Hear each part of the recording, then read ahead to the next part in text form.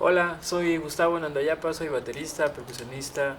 Estoy compartiendo los sonidos que me encuentro en mi casa, que me he encontrado durante varios años. Por ejemplo, aquí ahora estoy en la entrada de mi casa y eh, alguna vez estaba barriendo y arrastré unas piedritas y me di cuenta que tenía un sonido como muy similar a una marimba. Y bueno, me he encontrado muchas cosas, sobre todo en la cocina, incluso cosas que utilizo regularmente en el set de la batería para tener nuevos sonidos, nuevas texturas. Y los invito a que exploren los lugares del hogar ahora que es tiempo de estar encerrados y sobre todo echar a volar la imaginación, tratando de pasárnosla bien y de una forma segura y creativa. Saludos.